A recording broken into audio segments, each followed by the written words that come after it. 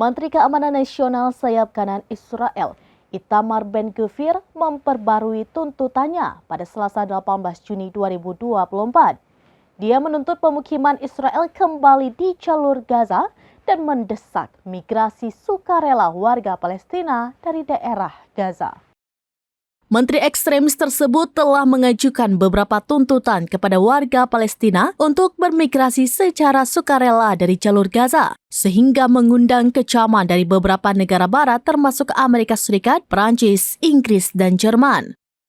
Mengabaikan resolusi Dewan Keamanan PBB yang menuntut gencatan senjata segera, Israel telah menghadapi kecaman internasional di tengah serangan brutal yang terus berlanjut di Gaza sejak serangan kelompok Palestina Hamas pada 7 Oktober 2023. Lebih dari 8 bulan setelah perang Israel, sebagian besar wilayah Gaza hancur akibat blokade makanan, air bersih, dan obat-obatan yang melumpuhkan.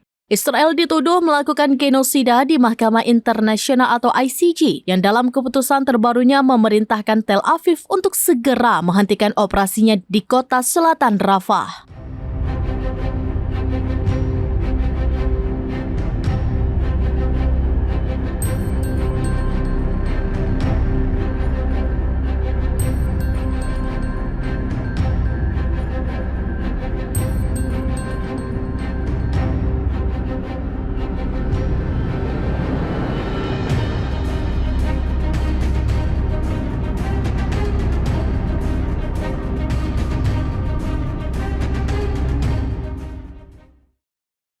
Demikian informasi terkini Syederalun, saksikan terus beragam informasi lainnya. Jangan lupa like dan share seluruh akun serambinews.com. Download Tribun X sekarang, menghadirkan lokal menjadi Indonesia.